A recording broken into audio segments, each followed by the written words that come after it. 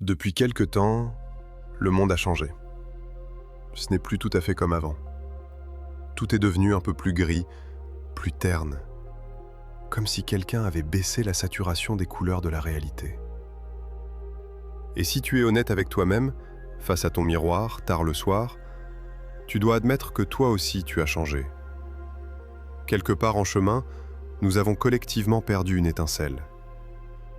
Chaque nouvel an, c'est la même musique.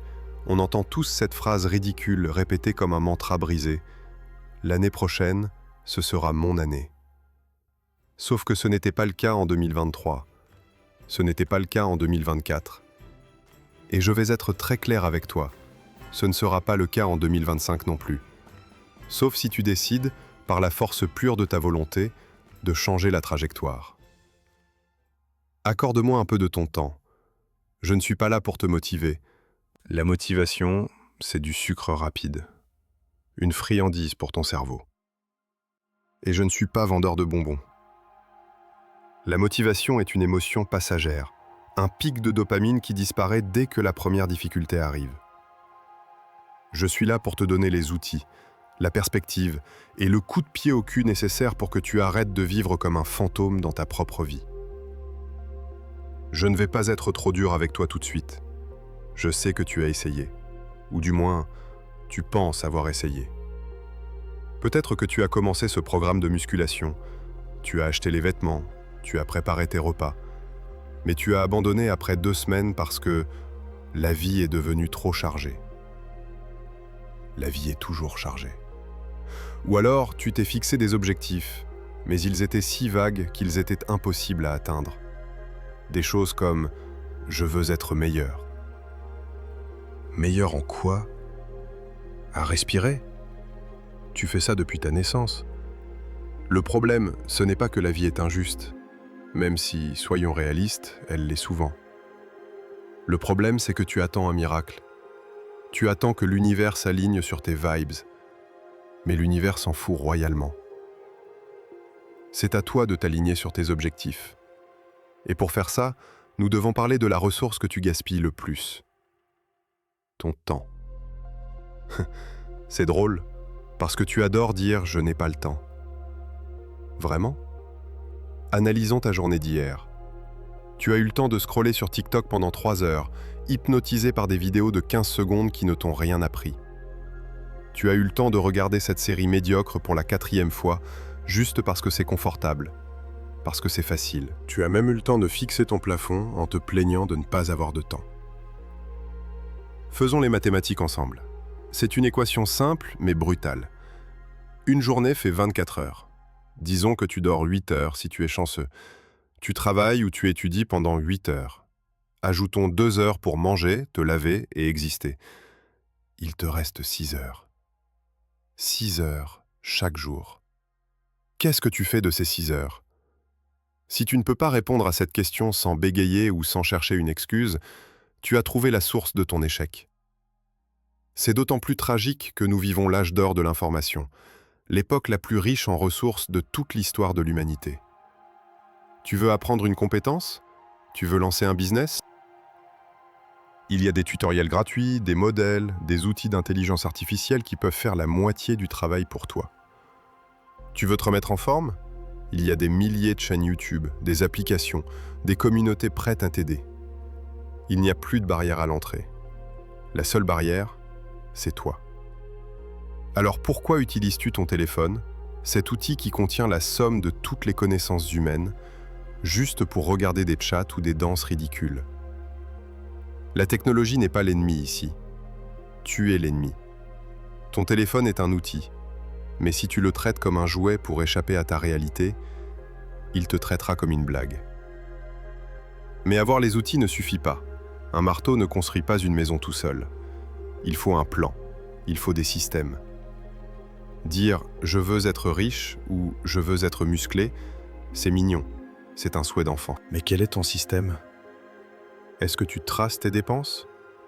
Est-ce que tu as automatisé ton épargne? Ou est-ce que tu espères juste que ton compte en banque va te faire une surprise agréable à la fin du mois? Laisse-moi te dire une vérité qui fait mal. Tu n'atteins pas le niveau de tes objectifs tu tombes au niveau de tes systèmes. Les systèmes, ce sont les routines ennuyeuses, celles que personne ne voit sur Instagram. C'est préparer tes repas le dimanche soir. C'est s'asseoir à ton bureau même quand tu n'as aucune inspiration. C'est aller courir sous la pluie. Et cela nous amène au sujet que tout le monde évite, la souffrance, le grind. On t'a vendu un mensonge. On t'a fait croire que le chemin vers le succès devait être fun, excitant, passionnant. C'est faux.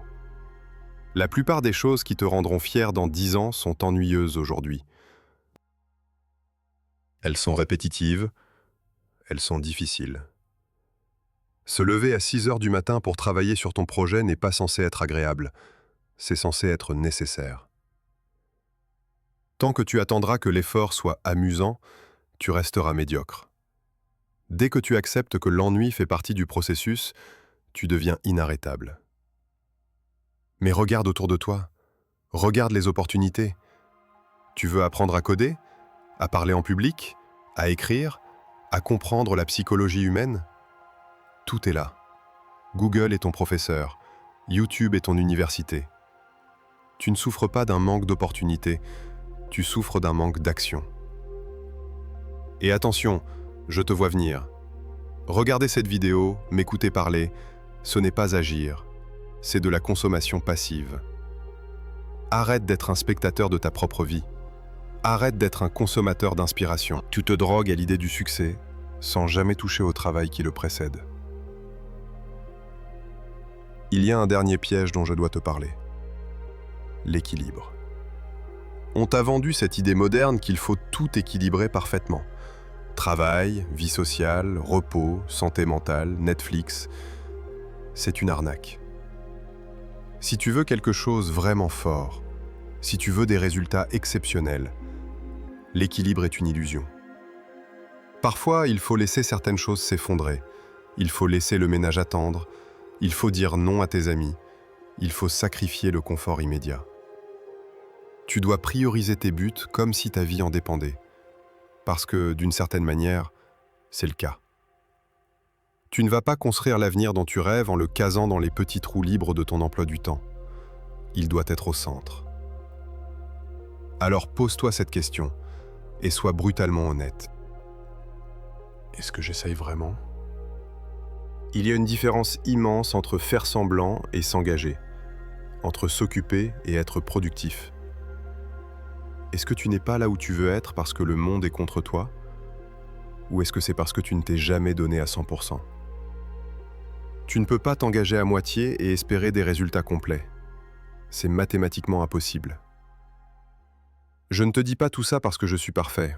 Je ne le suis pas. J'ai mes propres démons, mes propres jours de faiblesse. Mais je peux te dire que je suis la meilleure version de moi-même aujourd'hui, simplement parce que j'ai arrêté d'attendre. J'ai arrêté d'attendre que la vie me donne la permission de réussir. J'ai commencé à forcer le destin. Et mon point final est simple. Si je peux le faire, pourquoi pas toi? Toi et moi, on n'est pas si différents. On a les mêmes peurs, les mêmes doutes. Le monde est gris, c'est vrai. C'est dur, c'est vrai. Mais tu es intelligent, tu es fort, tu es capable de t'adapter. Tu peux te réparer. Et peut-être, juste peut-être, qu'en te réparant toi-même, tu ramèneras un peu de couleur dans ce monde gris. Alors, on fait quoi? Est-ce qu'on commence maintenant? Vraiment maintenant? Ou est-ce qu'on va avoir exactement la même conversation l'année prochaine, pendant que tu regarderas une autre vidéo pour te consoler? À toi de décider.